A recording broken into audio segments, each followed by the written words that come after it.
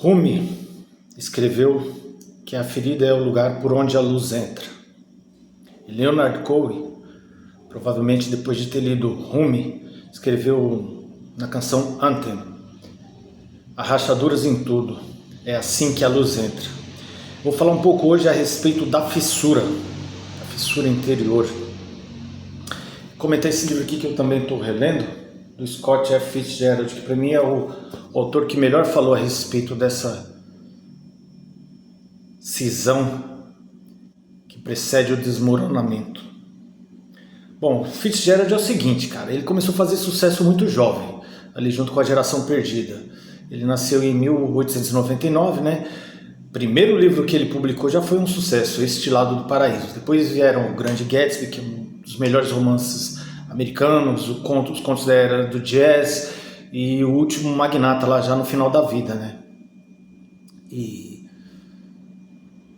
nesses livros, principalmente no Gatsby, quem se lembrar aí, tem uma coisa muito importante que é a vontade humana, a força que a vontade humana é capaz de mover o mundo. No Gatsby, por exemplo, o cara lá é um pobre, humilhado e tal, que gosta de uma moça e para estar à altura dela, move o mundo para se tornar rico. É um tema também que move muito o Fitzgerald, né? Há relatos de um diálogo entre ele e o Hemingway, que era amigo dele, em que ele dizia assim, né? Os ricos são diferentes de nós, né? E o Hemingway respondeu, claro que são, eles têm dinheiro. E o Fitzgerald foi casado com a Elsa Fitzgerald, né? Que era uma moça rica e tal, tida escritora também, muito à frente de seu tempo, mas é o seguinte, os dois viveram todos os excessos da era do jazz e se tornaram alcoólatras e enlouqueceram. A Elsa desenvolveu a esquizofrenia, passou seus últimos dias num sanatório. Hoje dizem que ela, só porque ela era uma mulher à frente do seu tempo, outro dia eu vi no Facebook, e o machismo, o patriarcado não deixou que ela se desenvolvesse. Não, alcoolismo é doença, ela era alcoólatra e desenvolveu uma esquizofrenia. Mas o Fitzgerald também não saiu impune, assim como ninguém sai impune de uma grande farra, de uma grande festa. E depois, quando vem a ressaca, nesse momento é que vem as contas, mas ao mesmo tempo essa conta é que nos traz a lucidez, uma lucidez imensa. E para mim, o livro mais importante do Fitzgerald não é do Fitzgerald enquanto ficcionista, é esse Recap aqui, que são umas crônicas que ele publicou no jornal e depois reuniram, né, o editor dele, Edmund Wilson, mentor, o amigo dele, reuniu num livro. E ele vai falar um pouco disso. Mas antes eu queria dizer para vocês assim, o que é a fissura? O que é a fissura? Todos nós construímos um eu, uma identidade, através de narrativas que vamos contando para nós mesmos. Essas narrativas, como são memória, nem sempre correspondem à realidade dos fatos que aconteceu. Se você pedir para alguma pessoa, para os seus pais, provavelmente, para dizer o que aconteceu na sua infância e os seus relatos dessa mesma infância, provavelmente serão relatos diferentes. Mas o que é o eu? É o relato dessa narrativa que a gente vai construindo e vai blindando e a gente protege isso com unhas e dentes. Mas será que isso existe mesmo? Será que não há por trás deste eu alguma força que o alimenta? Será que não há por trás da razão que alimenta o eu também uma inteligência muito maior atuando no corpo e em todos os fenômenos? O corpo sabe, o corpo se recupera de uma doença, o corpo cura um machucado, o corpo nos leva ao orgasmo. Então há inteligências muito superiores atuando em nós. E só quando se quebra essa narrativa do eu, quando ela se funde, é que essas inteligências, que para muitos na antiguidade, para o Rumi, por exemplo, provavelmente era Deus, é a base da experiência mística. Deus não tem acesso a quem está cheio de si. É preciso que essa ideia de um eu todo-poderoso, onipotente, se quebre. Isso só vem, às vezes, como diz o Fitzgerald aqui nesse livro, vem com golpes exteriores, mas o pior é quando ele vem por meio de golpes interiores que vão nos dilatando, nos destruindo aos poucos, e até que a gente chega a um momento que a gente chega à conclusão de que nunca mais seremos os mesmos. Daí as duas, uma. Ou a pessoa morre, ou comete suicídio, ele morre engendra em si mesmo alguma doença autoimune, ou comete suicídio, ou ele sai disso maior, né? Como um pássaro quando com um ovo quando se quebra a casca para que o pássaro nasça, né? O ovo não pode mais voltar a ser ovo, ele só pode sair dali voando, se vira para voar, para se tornar um pássaro. E a vida é assim, né? Mas quem sofre, quem passa por grandes sofrimentos, também alcança as verdades mais profundas. Vou ler aqui um trecho do Fitzgerald e depois comentar um pouquinho, não precisa falar demais. E rachei como um prato velho, assim que soube da novidade. Esse é o fim real dessa história. O que terá sido feito terá de permanecer no que costumava chamar entranhas do tempo. Basta dizer que depois de mais ou menos 1 hora de conversa solitária com o travesseiro, comecei a perceber que durante 2 anos a minha vida se sustentara de recursos que eu não possuía, que eu havia me hipotecado física e espiritualmente por inteiro.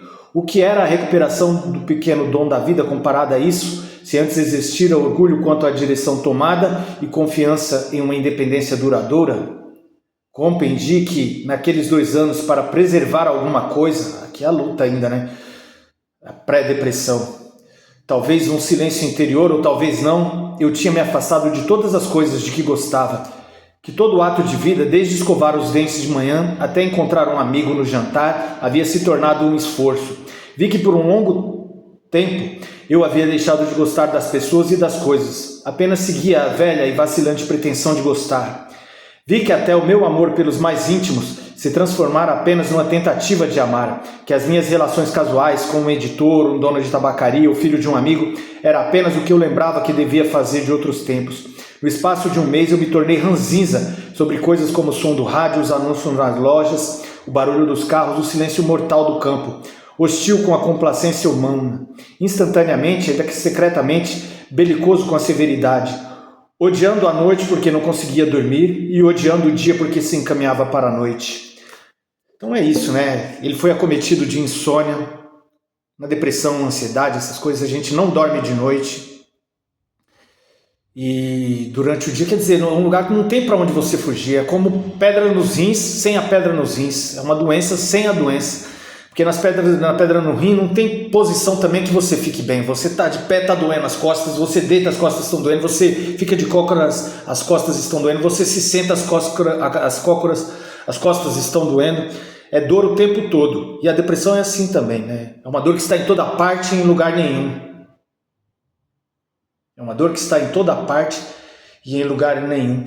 Mas talvez nestes nossos tempos, onde corpos são tão bonitos e tão blindados, a visita de qualquer outra coisa, a visita dessa rachadura, dessa outra luz de que fala Rumi, esses corpos tão bonitos e tão artificiais e tão blindados, ao toque do outro inclusive, talvez essa rachadura, esse crack, a visita de uma depressão, de uma ansiedade, de uma doença grave psiquiátrica, seja a única esperança para que nós nos tornamos, sabe o que? De novo, humano.